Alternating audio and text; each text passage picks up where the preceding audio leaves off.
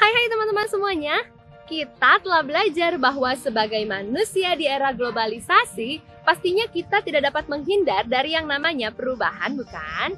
Namun, perlu kita pahami juga bahwa setiap perubahan yang terjadi di dalam kehidupan masyarakat kita, jangan sampai mengoyakkan jati diri kita.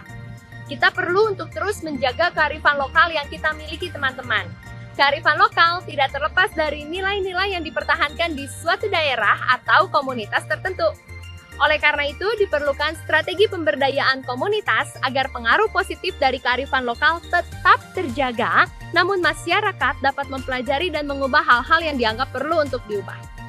Pemberdayaan merupakan suatu proses menuju berdaya atau proses untuk memperoleh data kekuatan atau kemampuan, atau proses pemberian data kekuatan atau kemampuan kepada pihak yang kurang atau belum berdaya. Sedangkan pengertian komunitas adalah sekelompok masyarakat yang terikat dalam identitas yang sama. Misalnya, komunitas suku Baduy, komunitas masyarakat Kampung Naga, dan sebagainya.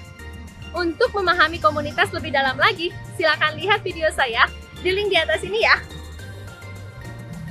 Pemberdayaan komunitas adalah program yang ditujukan untuk membentuk sikap dan perilaku individu dan masyarakat yang mandiri. Salah satu contoh pemberdayaan komunitas diantaranya, 1. Pemberian pelatihan keterampilan, seperti keterampilan membatik kepada suatu komunitas. 2. Kampung warna-warni di Kota Malang, Jawa Timur, yang mengubah lingkungan kumuh menjadi tempat indah dan menarik untuk melakukan selfie dan memiliki daya jual.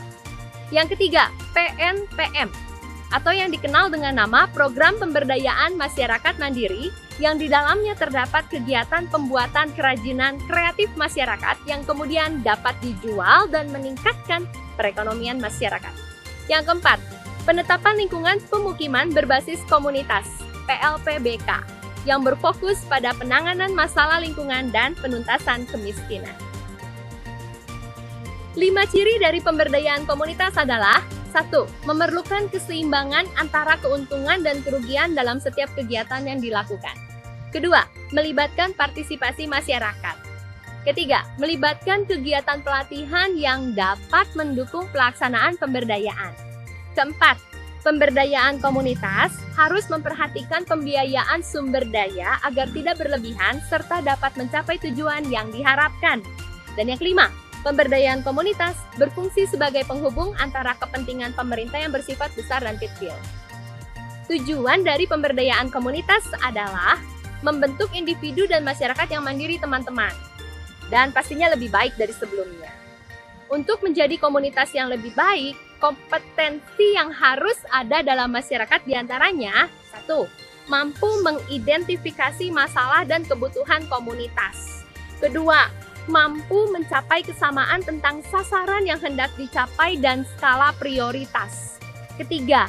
Mampu menemukan dan menyepakati cara dan alat untuk mencapai sasaran yang telah disetujui. Yang keempat, mampu bekerja sama secara rasional dalam bertindak untuk mencapai tujuan.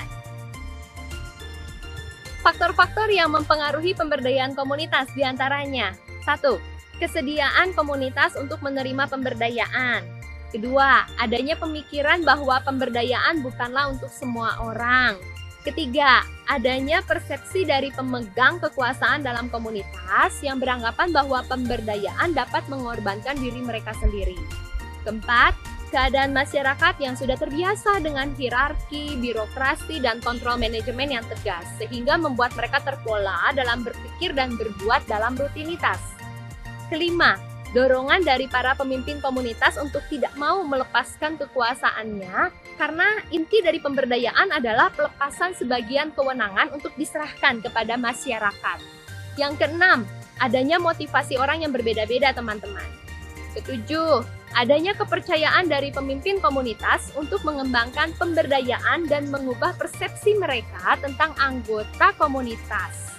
Yang kedelapan, pemberdayaan tidak kondusif untuk perubahan yang cepat. Yang kesembilan, pemberdayaan membutuhkan dukungan sumber daya yang besar, baik waktu maupun pembiayaan. Pemberdayaan komunitas diharapkan mampu untuk menciptakan sumber daya manusia yang unggul, potensial, dan meminimalkan kesenjangan sosial di dalam kehidupan masyarakat. Kearifan lokal suatu masyarakat dapat membantu proses pemberdayaan komunitas terjadi sesuai dengan karakter yang dimiliki oleh suatu masyarakat, teman-teman. Teman-teman semua, dengan menyadari bahwa pemberdayaan komunitas akan berhasil apabila ada partisipasi dari pemerintah dan juga peran aktif dari masyarakat itu sendiri, maka sudah seharusnya lah kita sebagai masyarakat Indonesia menjaga nilai-nilai kearifan lokal yang kita miliki, sehingga setiap pembangunan yang dilakukan oleh pemerintah dapat terus membangun masyarakat kita untuk dapat berkompetisi di era globalisasi tanpa kehilangan jati diri bangsa kita.